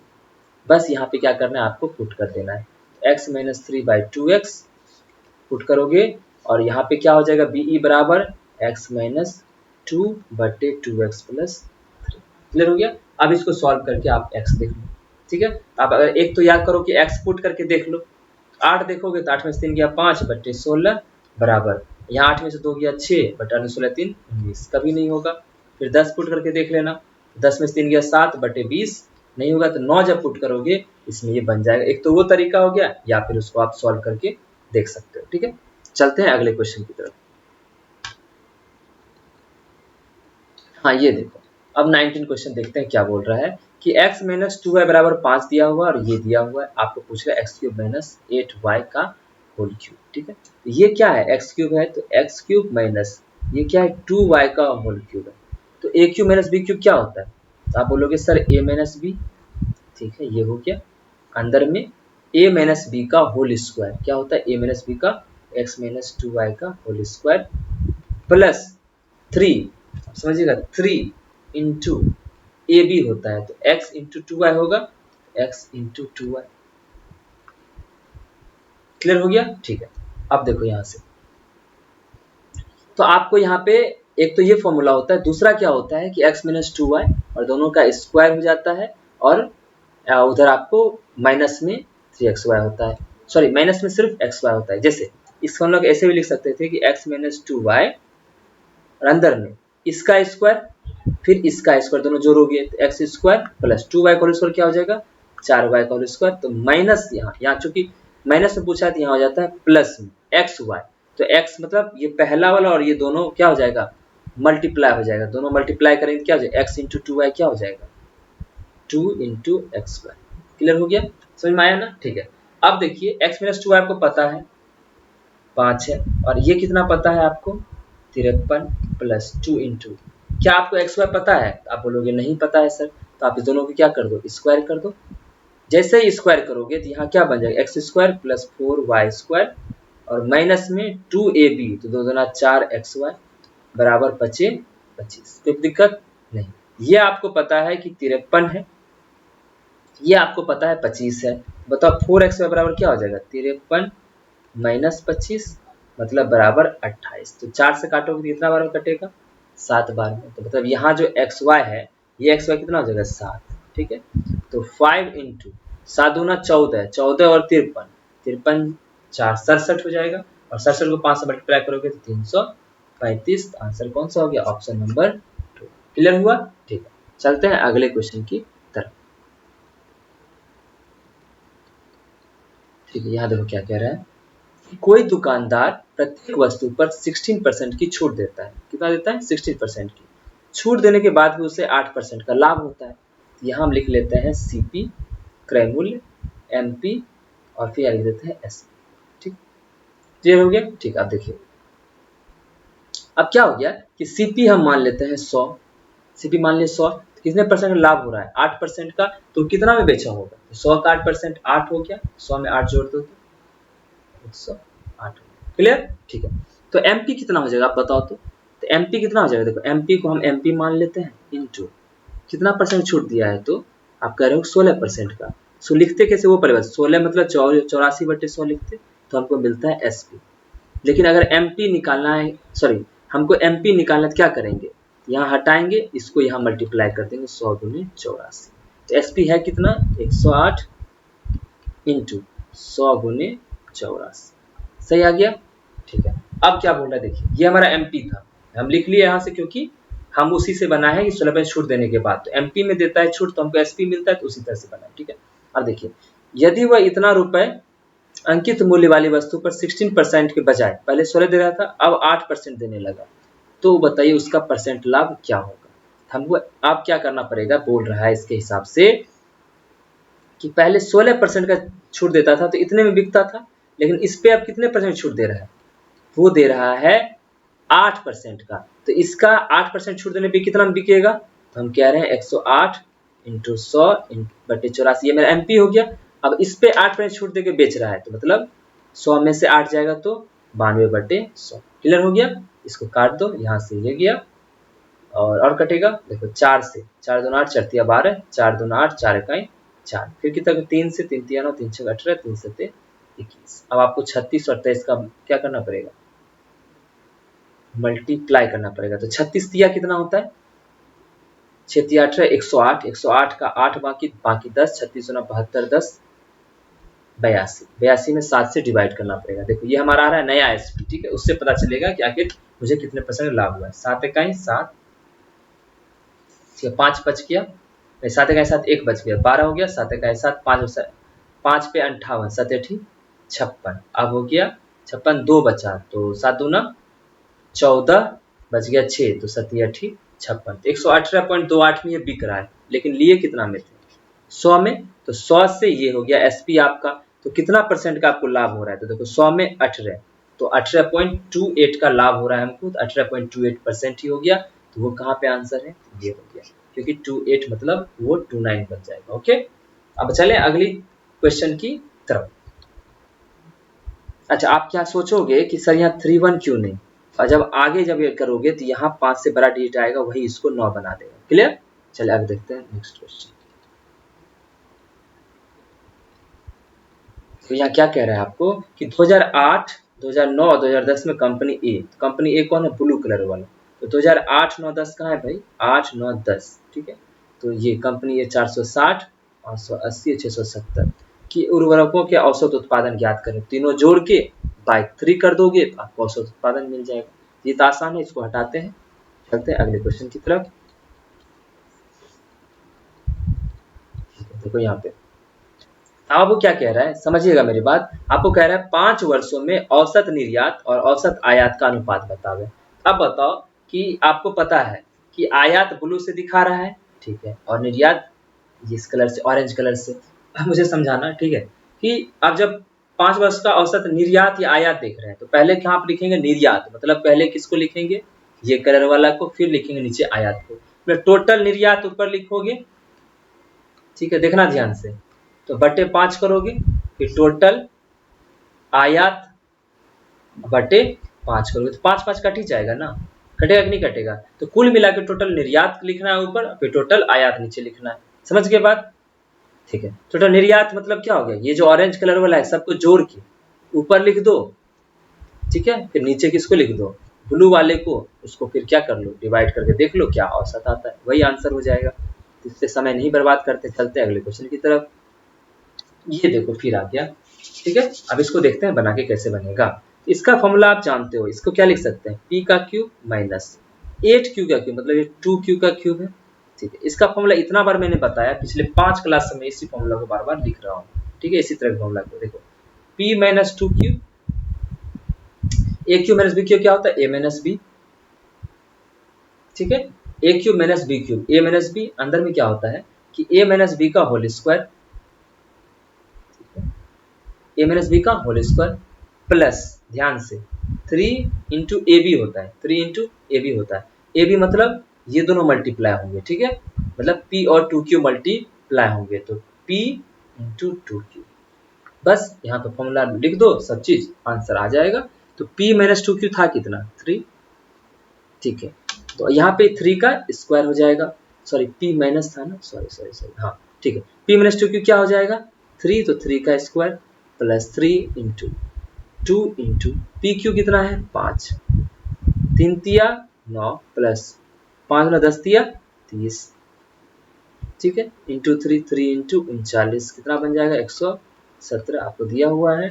क्लियर हो गया, ठीक, अब चलते हैं अगले क्वेश्चन की तरफ। एक और बार मैं बता देता हूँ एक चीज कि ए क्यूब माइनस बी क्यूब बराबर क्या होता है, ए माइनस बी, अंदर में लिखेंगे ए माइनस बी का होल स्क्वायर प्लस 3a, ठीक है। अब देखो फिर अगर A cube plus B cube होता, इसको लिखते ए प्लस बी, अंदर में लिखते ए प्लस बी का whole square minus 3a। Clear, ये फॉर्मूला होता है। ओके, चलते हैं अगले क्वेश्चन की तरफ। ये तो बहुत ही निहायत ही आसान क्वेश्चन है, आपको बस फॉर्मूला क्या करना है, डिग्री का वैल्यू आपको आता है, 1030 कितना होता है 1/√3, तो इसका स्क्वायर क्या हो जाएगा 1/3। ठीक है, साइन 90 कितना होता है साइन 0 होता है, साइन 90 1 होता है, तो ये 1 हो गया। कॉट 60 मतलब 1030 कितना होता है 1/√3, तो 1/√3 का स्क्वायर क्या हो जाएगा 1/3, प्लस साइन 30 कितना होता है 1/2, तो 1/2 का स्क्वायर तो 1/4 इंटू कॉस 45 कितना होता है 1/√2 का स्क्वायर क्या हो जाएगा 1/2। नीचे में साइन 60 कितना होता है √3/2, कॉस 30 मतलब भी होता है साइन 60। ठीक है, तो साइन 60 मतलब हो जाएगा √3/2 माइनस कॉस 60 मतलब साइन 30 1/2 1/2। क्लियर हो गया। अब इसी को सबको क्या करना है आपको सॉल्व कर लेना है। क्लियर, तो देखो नीचे में क्या हो जाएगा √3 इंटू √3 क्या हो जाएगा 3, और यहाँ 1, 3 में से 1 गया 2, और 2/2 क्या हो जाएगा 1, ये तो पूरा 1 ही बन जाएगा। अब कुल मिला के ऊपर रह गया। तो अब यहाँ से देखो तो 4 दूना, देखो यहाँ 1 3 3 सब है, तो 1/3 तो आपका 2/3 प्लस 1 प्लस 1/8, तो क्या लिख लो 24, 3 8 24 दूना 16, 24 प्लस 3, ठीक है 6 4 10 3 13 3 बाकी 1 2 1 3 1 4 बटे 24 आ रहा है, नीचे 12 आना था, मतलब यहाँ से कुछ गलती हुआ है आपको, यहाँ कुल मिला के ठीक है देख लेते हैं। साइन 60 कितना आ गया आपका √3/2 और कॉस √3/2, 3 बाय नीचे 4 था, सॉरी यहाँ 4 होता है ना, तो यहाँ 2/4 आता, ये 1/2 बनता है। ठीक है, ये 1/2 ऊपर जाके मल्टीप्लाई हो जाता है 2 से काटते तो 12 आ जाता है, 43/12। ठीक है, यही आंसर था। चलिए देखते हैं, सिंपल सा क्वेश्चन था। देखिए अब क्या कह रहा है कि एक वर्गाकार मैदान का क्षेत्रफल 1764 है, वर्गाकार है, ठीक है, स्क्वायर है। स्क्वायर का एरिया क्या होता है ए स्क्वायर, सॉरी स्क्वायर का एरिया क्या होता है ए बराबर होता है ए स्क्वायर, मतलब साइड अगर ए है तो उसका ए स्क्वायर होता है, और यही है 1764 के बराबर। बताओ साइड कितना हो जाएगा, तो ये होता है 42 का। ठीक है, तो आपका साइड हो गया 42। ठीक है, अब एक आयत पार्क की चौड़ाई वर्गाकार मैदान की भुजाई का 1/3 है। कोई आयत है, ठीक है, रेक्टेंगल है, इसका जो चौड़ाई है वो इसका साइड का 1/3 है, तो 42 का 1/3 क्या हो जाएगा, तो 42 इंटू 1/3 तो 14 आ गया। और इसकी लंबाई इसकी चौड़ाई से 2 गुना अधिक है, तो और इसकी लंबाई जो है ये इसकी चौड़ाई से 2 गुना अधिक है, तो 14 का 2 गुना क्या हो जाएगा 28। तो बोल रहा है अगर 15 रुपए पर हम मीटर स्क्वायर इस पे खर्च करते हैं, समतल करने की लागत क्या होगी। तो आप बताओ, तो यहाँ से पहले तो एरिया निकालना पड़ेगा आयत का, तो 14 इंटू 28 यही ना होगा। ठीक है, तो ये इसको कैसे लिख सकते हैं 14 इंटू 14 इंटू 2, 28 को 14 इंटू 2 लिख लिए, 14 14 कितना होता है 196 इंटू 2। ठीक है, ये आ गया आपका। अब बताइए इसका अब खर्चा पड़ रहा है, तो ये आ रहा है आपका मीटर स्क्वायर में। आपको खर्चा बोल रहा है कि 1 मीटर स्क्वायर 15 है, तो टोटल खर्च कितना हो जाएगा, तो बोलोगे सर इसमें 15 से मल्टीप्लाई कर दो, वही आ जाएगा मेरा खर्च एरिया में 196 इंटू 2 इंटू 15, यही मेरा खर्च हो गया। तो 196 इंटू 15 दूना 30, 3 से करोगे 3 छक 18 के 8 बाकी 1 1957 5880 रुपये इसका खर्च हो गया। ये रहा आपका लास्ट क्वेश्चन। ओके, तो पहला चीज तो ये है कि जब भी हम क्वेश्चन को अटेम्प्ट लेते हैं तो उसको आप पहले एक बार पॉज कर लीजिए, मेरे बनाने से पहले एक बार खुद से ट्राई कीजिए, फिर हम जिस तरह से बनाए उसको देखिए किस तरह से हम उसको अटेम्प्ट लिए हैं, और फिर आप दोनों कंपेयर करके देख सकते हैं कि क्या क्या चीजें आपको यहाँ सीखनी है। ठीक है, तो हम मिलते हैं आपसे नेक्स्ट वीडियो में, ठीक है, नेक्स्ट क्लास के साथ, जिसमें कि हम अगले दिन का आपको शिफ्ट पढ़ाएंगे। अभी तक हम 6 क्लास पढ़ा चुके हैं, तो 2 दिन का शिफ्ट कंप्लीट हो गया, अब थर्ड डे का देखेंगे जो 17 अगस्त को था। ठीक है, तो जो भी लोग थे नए हैं आप जरूर सब्सक्राइब कर देना, और जरूर इस वीडियो को लाइक और शेयर बिल्कुल कर देना। तो मिलते हैं नेक्स्ट क्लास में, तब तक के लिए बाय बाय, शुक्रिया।